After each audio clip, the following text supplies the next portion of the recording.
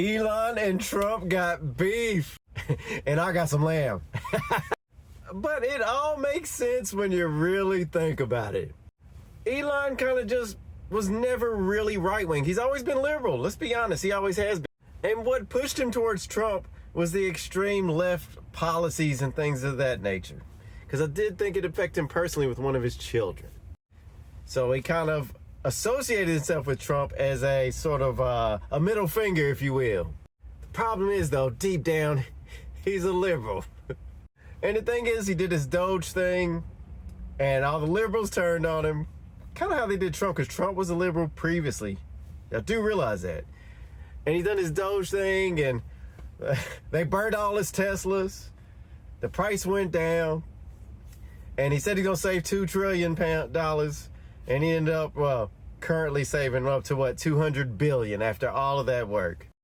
And at the end of it, Trump gave him a key.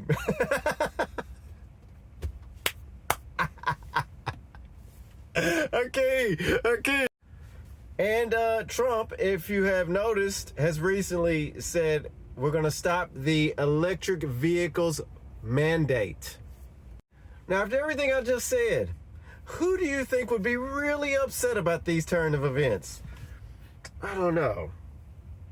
Maybe the man who wants to go to the moon or Mars? The man that's the king of EVs in the U.S.? Would that be Elon Musk? And Elon's hurt because Trump has increased spending on a lot of things because, well, he's trying to do a lot of things. And Elon feels like, well, I did all that savings and now you're just going to spend it. I genuinely think because Elon's a billionaire, he thought that he could really become a part of the government like that, in that way, without working for somebody. And unfortunately, when you're a billionaire, you don't think you need to work for anybody. You're always working, right? You live to work. And so that's kind of not Elon's role, is it? To be submissive, I suppose. Not necessarily submissive, but be subservient to someone and take rules and accept things because he's a billionaire. He owns his own businesses. He calls the shots, right? In the end, Elon's hurting. He lost a lot of money doing the Doge thing, didn't he? And then Trump says, well, we don't need an EV mandate. It's kind of like insult to injury for him. And now he's saying, well, Trump, you were in the Epstein file. You're saying all kinds of stuff, man. But then when I see it, it looks like Trump's more hurt about it than him. I don't really think Trump's not retaliating like he normally does. But I found it interesting. I'm not surprised by it, though, because Elon was always a liberal. And before he associated himself with Trump, they loved him, didn't they? They were dry humping Teslas. Now, I saw a clip in Parliament where Sarah Palin, I believe her name is pronounced that way. Not sure. I don't know. Anyway, was asking Keir Starmer about banning burqas. I think the question itself is a bit silly. Because the reason I say I think it's silly is because why would you say burqas are the problem if you want to say, like, look, we need to be able to identify you? I think that's silly to say a burqa ban. I think it'd just be like, you can't wear any face mask. You have to, when you go out in public, you're not allowed to wear a face mask because we can't see your face. We can't identify you. When you say burqa, you instantly trigger a group of people who will fight it tooth and nail. I think it's just a silly thing to say. Because you already know what's coming up. You're a bigot, you're racist, all these other stuff.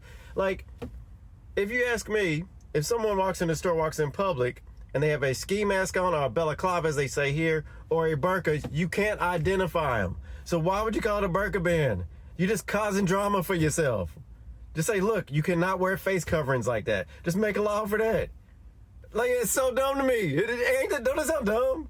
We do a burqa ban. You're not going to be able to pass that. I could just see, like, woke people fighting against it, which is kind of ironic because the women that wear those burqas are from countries and cultures that are the opposite of woke, and it will be woke people fighting for them. Does that make any sense? It's almost like military intelligence and oxymoron. Someone woke fighting for people to wear burqas, it's an oxymoron because the people that wear those in those cultures, they're not woke. They're not woke at all. They probably despise wokeness. But don't worry, good people, because in about 3 weeks' time, Keir Starmer will basically copy and paste all of reform's policies. Give it 3 weeks. Anyway, y'all take care.